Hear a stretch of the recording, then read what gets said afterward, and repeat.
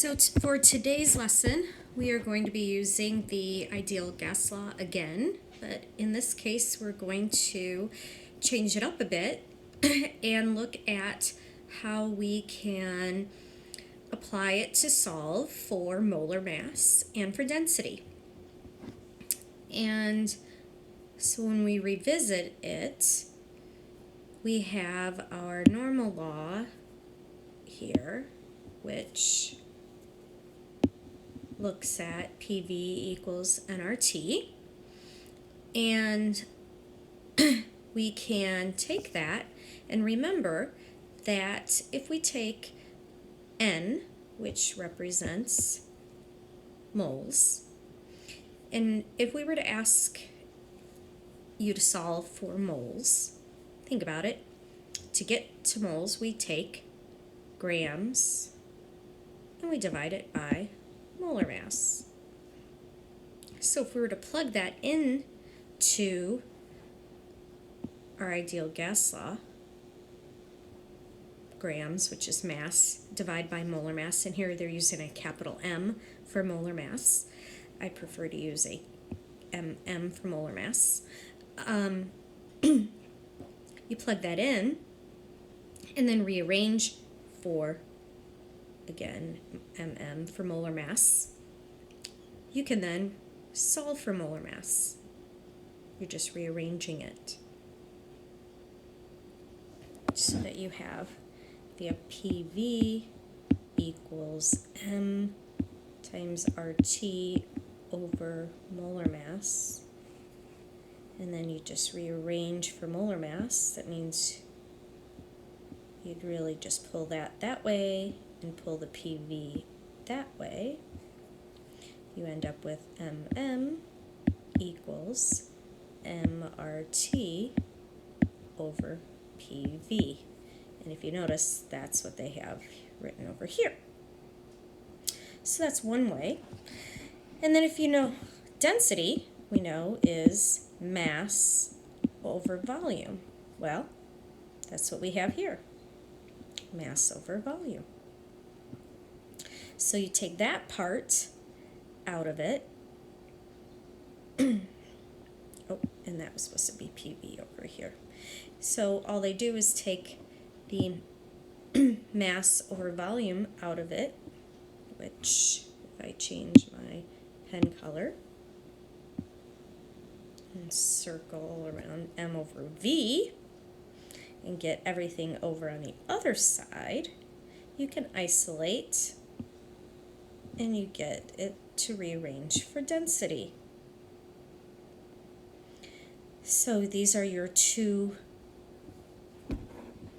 rearranged portions of the ideal gas law. So there's a couple sample problems already worked out for you on the right hand side, but we're going to do a couple together. So there's a couple again done for you, and then we're going to do two together.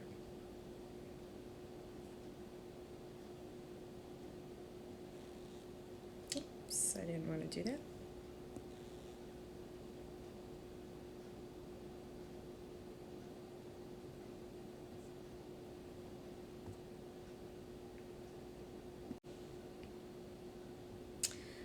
Alright, so here's continuing on. Here's our first sample problem.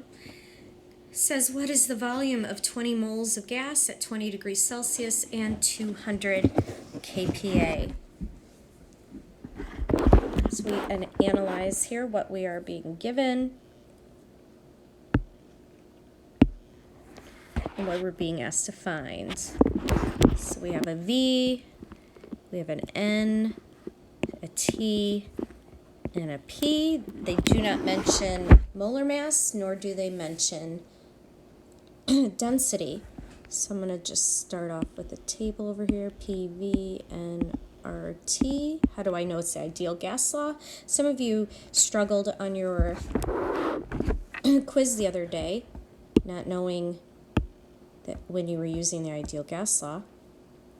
And I would say that you were not recognizing that whenever, ever you see moles or mass mentioned, the amount, you're probably going to be using the ideal gas law or Avogadro's law. So here we go. Pressure is 200 kPa. Volume is what they're asking us to find. N is 20.0 moles. R, they don't give it to us, but because kPa isn't, or I'm sorry, pressure is in kPa, I know I have to use 8.31. And temperature is 20.0 Celsius, so I know I'm going to add 273, and that's going to be 293 K. All right. So this is just a review of the ideal gas law. Some of you said that you're struggling with that one, so I figured this would be a good time to review that. Our ideal gas law is PV equals nRT. Always double check that your units are good. Your units you can double check by looking at the units for R, which are liters times kPa over moles times K.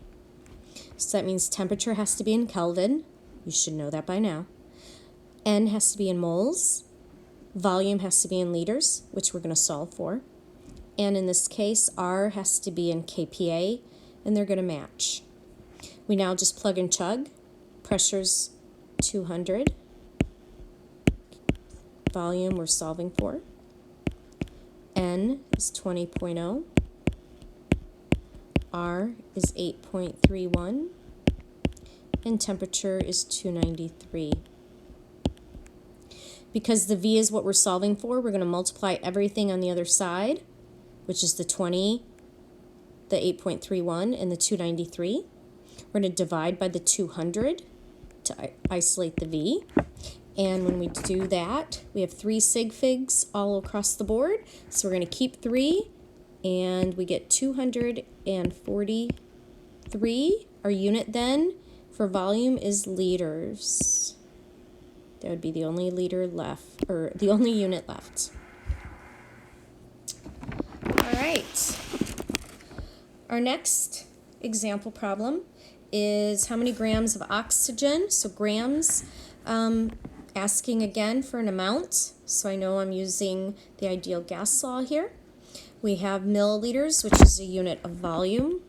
We have temperature, and we have pressure.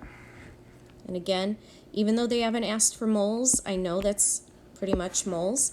They haven't asked for molar mass or density, so I'm not using what I've just learned. I'm still going back to my old school ideal gas law, PV equals nRT.